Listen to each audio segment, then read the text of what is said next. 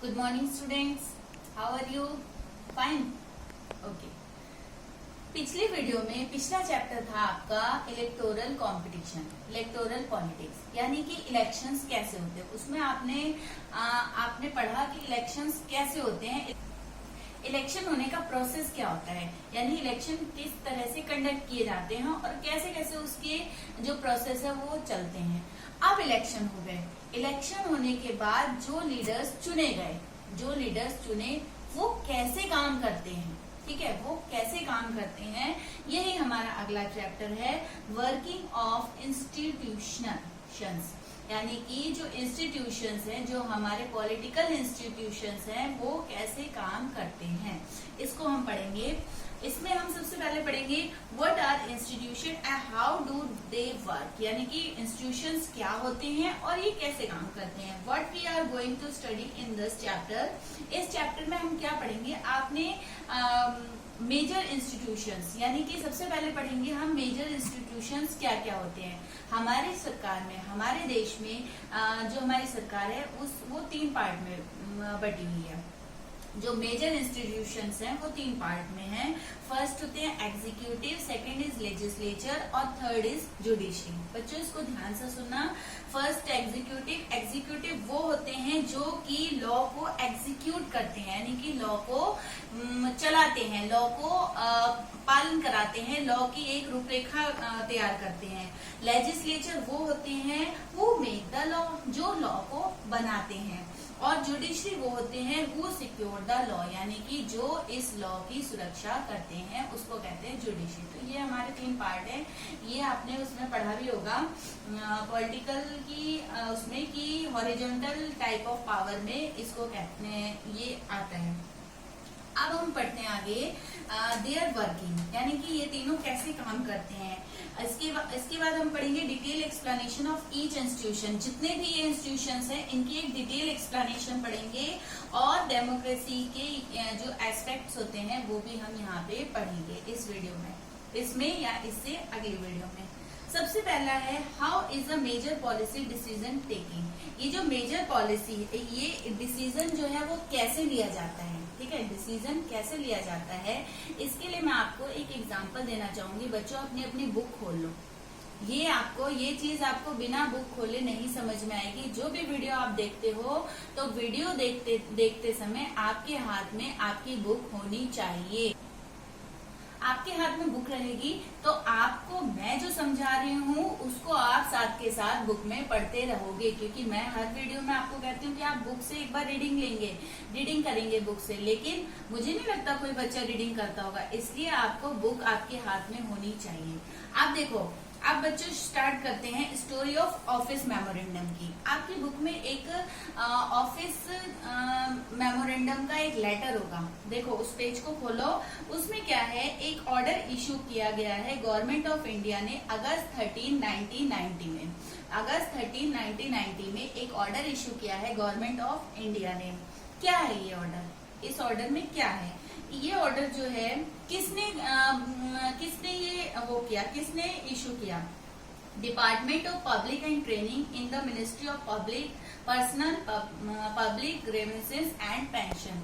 ये एक डिपार्टमेंट है, इस डिपार्टमेंट ने इस लेटर को इशू किया, ठीक है। अब आगे बढ़ते हैं, व्हाट लेटर क्या है। This order announced 27% reservation for social and educational backward class SEBC in government job। इस ऑर्डर के अकॉर्डिंग जो 27% रिजर्वेशन दिया गया सोशली और एजुकेशनली बैकवर्ड क्लास को, यानी कि जो सोशली जो सामाजिक तौर पे बैकवर्ड हैं और जो इकोनॉमिक उसमें भी बैकवर्ड है या एजुकेशन के आधार पे बैकवर्ड है, उनको रिजर्वेशन दिया गया 27%, ठीक है। इज दिस सो सिंपल, क्या ये एक लेटर इशू करना, कोई भी एक नियम कानून बनाना, इस नियम कानून को भाई नियम गवर्नमेंट की इच्छा थी कि 27% वो दिया जाए, रिजर्वेशन दिया जाए, तो उसने एक लेटर पब्लिश किया और उसको लेटर को इशू कर दिया, 27% रिजर्वेशन मिल गया। क्या नियम बनाना, क्या लॉ बनाना इतना आसान है? नहीं बच्चों, इतना आसान ये नहीं है। अब इस लॉ के पीछे हम देखते हैं, इस लॉ के पीछे क्या कहानी थी। ये जो नियम बना, ये नियम कहाँ से आया, ये जो 27% आरक्षण वाला नियम था, ये कहाँ से आया? सबसे पहले एक मंडल कमीशन बना। मंडल कमीशन किसने बनाया? गवर्नमेंट ने बनाया। It was the second backward class commission. ये जो है मंडल कमीशन जो था, ये सेकेंड बैकवर्ड क्लास कमीशन था। बैकवर्ड्स के प्रॉब्लम्स को सुनने के लिए, बैकवर्ड की प्रॉब्लम को सॉल्व करने के लिए ये एक कमीशन बनाया गया और ये सेकेंड कमीशन था। Appointed in 1979 under the chairmanship of BP Mandal. ये मंडल कमीशन जो है ये 1979 में बना था। किसके अंडर में? बीपी मंडल जो थे वो उसके चेयरपर्सन थे और उनके अंडर में ये मंडल बना था। कब बना था? 1979 में। और जो ऑफिस मेमोरेंडम का जो लेटर था वो था 1990 में। ध्यान रखना, 1979 में ये मंडल कमीशन बन गया। Why it was appointed? इसको क्यों बनाया गया? ये मंडल कमीशन जो है वो क्यों बनाया गया? To identify the socially and educational backward class in India and to recommend step for their advancement. ये मंडल कमीशन इसलिए बनाया गया कि ये बैकवर्ड क्लास की प्रॉब्लम्स को सुने, देखे, समझे और फिर उसको थोड़ा सा सुधारने के लिए, उसको एडवांस करने के लिए, उसको लेवल में लाने के लिए अपने सुझावों को दे। Commission gave it reports in 1980। इस कमीशन ने अपना काम शुरू किया। 1979 में ये बना, इसने अपना काम शुरू किया। अगले 10 सालों में इसने काम किया और 1980 में इसने अपनी रिपोर्ट जो है वो दे दी। What was there in that report? उसने जो रिपोर्ट दी, उस रिपोर्ट में क्या था? Many points were discussed in the report about backward classes. Backward classes के लिए बहुत सारे पॉइंट ऐसे थे जिसपे उन्होंने डिस्कशन किया, जिसपे उन्होंने बातचीत की। One of the recommendation was to give 27% reservation to socially and educational backward class in government job. एक जो सबसे इम्पोर्टेंट पॉइंट था इस मंडल कमीशन का वो था कि ये जो बैकवर्ड क्लास है, जो सोशली और एजुकेशनली बैकवर्ड है, इनको 27% रिजर्वेशन आप दे दो। किसमें? जॉब्स में, गवर्नमेंट जॉब्स में 27% रिजर्वेशन दे दो। Does recommendation means law? क्या इन्होंने जो रिकमेंडेशन दिया वो लॉ था, वो कानून था? नहीं, नहीं बच्चों, ये तो रिकमेंडेशन थी। एक आमतौर पे रिकमेंडेशन होती है कि भाई जैसे आप लोग क्लास में शोर मचाते हो, शैतानी करते हो, तो क्या होता है, हम रिकमेंडेशन क्या देते हैं कि चलो आपको पनिशमेंट दे देते हैं। लेकिन फिर आप लोग सॉरी बोल करके, तो ठीक है, वो तो मेरी एक रिकमेंडेशन थी। तो इस मंडल कमीशन ने एक रिकमेंडेशन दी कि इनको 27% वोट्स, 27% रिजर्वेशन दे दिया जाए जॉब्स में, गवर्नमेंट जॉब्स में। तो क्या ये लॉ था? नहीं, ये लॉ नहीं बना। इसने एक रिकमेंडेशन दी, इसने एक सुझाव दिया। किसको? गवर्नमेंट को। Then how did the recommendation become a law? तब ये रिकमेंडेशन जो है ये कैसे लॉ बनता है, कैसे कानून बनता है? यही बात, यही चीज हम आने वाले इसके टॉपिक्स में पढ़ेंगे कि रिकमेंडेशन दी मंडल कमीशन ने और मंडल कमीशन की रिकमेंडेशन को कैसे गवर्नमेंट ने फॉलो किया, कैसे गवर्नमेंट ने उस पर अपना काम किया और काम करके फिर वो लॉ, नियम कैसे बना। चलिए आगे बढ़ते हैं हम। आगे हमारा नेक्स्ट टॉपिक है लोकसभा इलेक्शन। ठीक है बच्चों, देखो लोकसभा, अब जैसे कि मैं बताती हूँ आपको लोकसभा इलेक्शन, थोड़ा सा पहले इसको पढ़ लेते हैं फिर आगे बताएंगे। लोकसभा इलेक्शन जो है, जैसे कि आपने पढ़ा था जनता दल, जनता दल याद है कुछ? हरियाणा में थे जनता दल, कौन था? चौधरी देवीलाल उसके वो थे। तो जनता दल का जैसे कि इलेक्शंस होते हैं, तो इलेक्शन में क्या होती है, सारी पार्टी जो है वो अपना एक मैनिफेस्टो बनाती है। मैनिफेस्टो यानी एक लेटर ऐसा पब्लिश करती है जिसमें वो अपने सारे प्रोमिसेस लिखते हैं कि हमारी सरकार आएगी तो हम ऐसा करेंगे, वैसा करेंगे। जैसे कि चौधरी देवीलाल ने कहा था कि अगर हमारी सरकार बनी तो हम किसानों का कर्जा माफ कर दें। तो ये जो होता है, इलेक्शंस जब होते हैं तो सारी पार्टीज जो है वो ऐसा एक मैनिफेस्टो बनाती है। अब जनता दल जो थी, जनता दल ने एक मैनिफेस्टो बनाया। इस मैनिफेस्टो में उसने क्या कहा लोगों से? उस टाइम पे जब लोकसभा के इलेक्शन हुए थे 1989 में, 80 में मंडल कमीशन ने अपनी रिपोर्ट दे दी थी। 89 में जब लोकसभा के इलेक्शन हुए थे उसमें जनता दल ने अपना मैनिफेस्टो जो था, उस मैनिफेस्टो में उसने कहा था कि promise to implement the Mandal commission report if they came in the power. जो जनता दल थी उसका मैनिफेस्टो था कि अगर उनकी सरकार पावर में आती है तो वो मंडल कमीशन की जो सिफारिश है उसको पूरा करेंगे। आप देखो बच्चों, अब ये जो बात थी, इस बात ने हमारी सोसाइटी में खलबली मचा दी। कैसे? जो 27% लोग थे जिनको आरक्षण मिलने वाला था, रिजर्वेशन मिलने वाला था, वो सारे जनता दल के साथ हो गए क्योंकि उनकी डिमांड पूरी हो रही थी। Eventually, Janata Dal came on power. VP Singh became the Prime Minister and an office memorandum regarding reservation was brought. अब जब जनता दल सरकार में आ गई, पावर में आ गई उस टाइम पे, तो उनके जो प्राइम मिनिस्टर थे वीपी सिंह, उन्होंने वो ऑफिस मेमोरेंडम जो था उसके रिगार्डिंग रिजर्वेशन को फॉलो करना शुरू कर दिया, उसको लाने का काम शुरू कर दिया। अब ये तो काम उन्होंने शुरू किया, लेकिन जो डिसीजन मेकर्स होते हैं, डिसीजन कौन लेता है?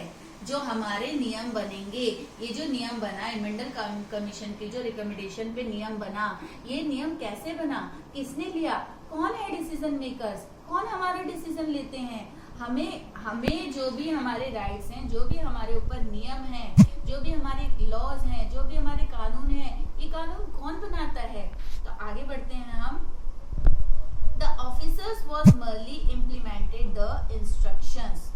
There was a chain of major functionaries involved in this decision, such as President, Prime Minister, and Parliament, Lok Sabha and Rajya Sabha. अब देखो, वो ऑफिसर्स, सारे ऑफिसर्स जो है, जितने भी हमारे कानून सरकार में ऑफिसर्स होते हैं, जैसे कि प्राइम मिनिस्टर है, प्रेसिडेंट है, लोकसभा है, राज्यसभा है, पार्लियामेंट है, ये सब मिल करके हमारे लिए कानून को बनाते हैं। ध्यान से सुनना बच्चों, जब हमारा कानून बनता है तो उस कानून को बनाने में इन सब की भागीदारी होती है। ये सब मिल करके कानून को बनाते हैं।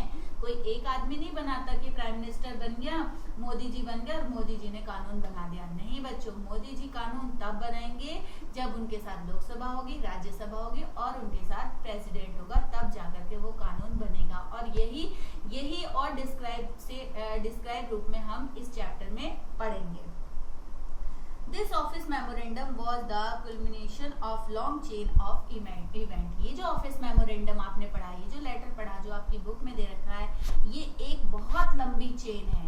डेमोक्रेसी में सबसे इम्पोर्टेंट चीज होती है कि जो यहाँ पे लॉज बनते हैं, जो नियम कानून बनते हैं, वो एक बहुत लॉन्ग प्रोसेस होता है, एक लंबी चेन होती है, जिसके नतीजे एज अ रिजल्ट वो ऑफिस मेमोरेंडम बना। President address to the Parliament about the implementation of the recommendation of the Mandal commission. अब प्रेसिडेंट क्या करता है? प्रेसिडेंट जो है वो पार्लियामेंट को एड्रेस करता है, पार्लियामेंट में दोनों सदनों को इकट्ठा करता है, लोकसभा राज्यसभा को एड्रेस करके वो जो मंडल कमीशन की जो रिकमेंडेशन है उसकी बात करता है, उसको इम्प्लीमेंटेशन करने के लिए वो जो लोकसभा राज्यसभा के लोग हैं उनसे कहता है। Union cabinet took a formal decision to implement the recommendation. अब जो यूनियन कैबिनेट है, यानी कि जो हमारी सेंट्रल गवर्नमेंट है, वो जो है वो इसके लिए डिसीजन इम्प्लीमेंट करने के लिए उसकी रिकमेंडेशन को मानती है। Prime minister inform the parliament about the decision, और प्राइम मिनिस्टर जो होता है वो पार्लियामेंट को इन्फॉर्म करता है इस डिसीजन के लिए। Rest of the work was taken over by departmental of personal and training. अब पार्लियामेंट जो है, पार्लियामेंट में प्राइम मिनिस्टर ने इस बात को प्रेसिडेंट ने रिकमेंडेशन दी, प्राइम मिनिस्टर ने इस बात को सपोर्ट किया, और जितने भी वहां पे लोग थे उसमें 2/3% लोगों ने अगर उसमें सहमति कर दी, तब जाकर के वो लॉ बनता है। और लॉ जब बन गया एक बार, तो वो लॉ जो है उससे रिगार्डिंग जो भी ऑफिस होगा उस ऑफिस में जाकर के तब जाके ये ऑफिस मेमोरेंडम जो है वो पब्लिश होता है। अब आगे बढ़ते हैं बच्चों, द डिसीजन मेकर्स। अब ये जो डिसीजन मेकर्स होते हैं, इनमें जरूरी नहीं है सब इसका पक्ष ही लें। अब मंडल कमीशन की रिकमेंडेशन किसने दी? प्रेसिडेंट ने। उसको फॉलो किसने किया? प्राइम मिनिस्टर ने।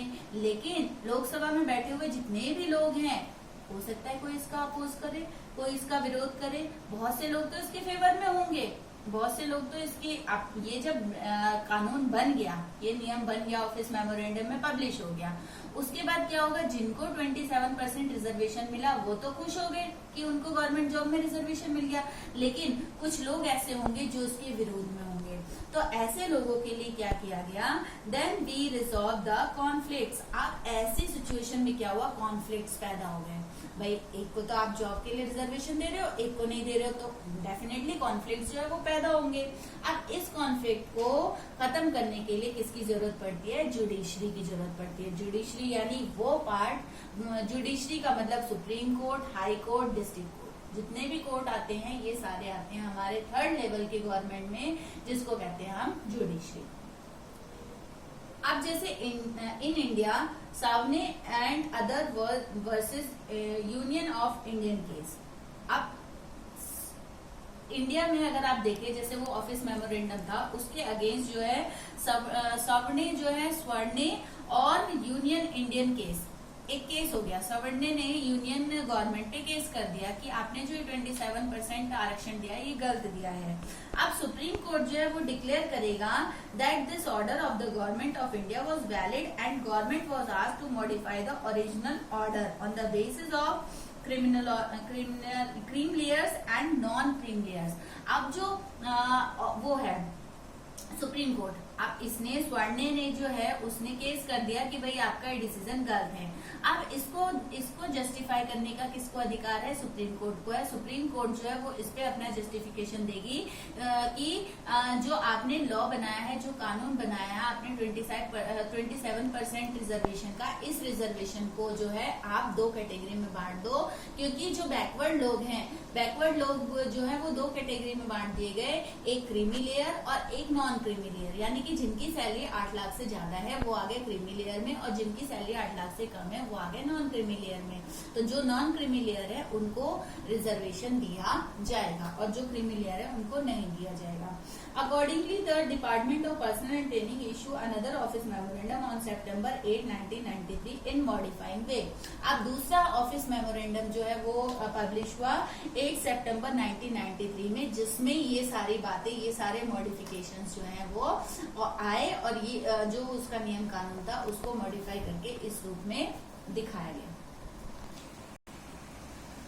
अब बच्चों आगे बढ़ते हैं हम अपने नेक्स्ट टॉपिक के। ये एक ऑफिस मेमोरेंडम का पूरा प्रोसेस जो है, कानून बनाने का पूरा प्रोसेस जो है वो एज ए इंट्रोडक्शन मैंने आपको समझा दिया।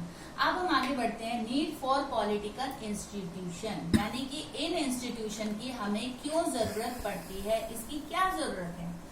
इसमें है governing a country involves various activities, मतलब जो हमारी सरकार है, जो हमारी गवर्नमेंट है, वो बहुत सारी एक्टिविटीज जो है उसको गवर्न करती है, उसको कंट्री के लिए उसको चलाती है, जैसे कि सिक्योरिटी हो गया, एजुकेशन हो गया, हेल्थ हो गया, एग्रीकल्चर हो गया, जितने भी डिपार्टमेंट्स हैं उन सब डिपार्टमेंट्स को हमारी जो गवर्नमेंट है वो चलाती है। These activities are perform by various institution. अब ये सारी एक्टिविटीज जो है कोई एक आदमी नहीं करता कि प्राइम मिनिस्टर बन गया वही सब कुछ करेगा, नहीं, इस सारी एक्टिविटीज के लिए अलग अलग डिपार्टमेंट्स बना दिए जाते हैं। जैसे कि कोई एजुकेशन से रिलेटेड मैटर है तो वो एजुकेशन डिपार्टमेंट ही उसको देखेगा और सॉल्व करेगा। तो ये अलग अलग इंस्टीट्यूशंस बना दिए जाते हैं। Democratic government rest on different institution to run the country. अब ये गवर्नमेंट जो डेमोक्रेटिक गवर्नमेंट होती है वही जो है वो इन डिफरेंट इंस्टीट्यूशंस पे रन करती है, इन डिफरेंट इंस्टीट्यूशंस को चलाती है। Some institutions are required to make law, parliament, legislature. कुछ इंस्टीट्यूशन ऐसे होते हैं जो कि कानून को बनाते हैं, जैसे कि पार्लियामेंट। ध्यान से सुनना बच्चों, यहाँ से हमारा टॉपिक जो है, चैप्टर जो है वो चैप्टर का थ्योरेटिकल पार्ट शुरू हो रहा है कि जो हमारा इंस्टीट्यूशन, कुछ इंस्टीट्यूशन ऐसे होते हैं जो कि डिसीजन लेते हैं, नियम बनाते हैं, कानून बनाते हैं, वो उनको हम कहते हैं पार्लियामेंट। और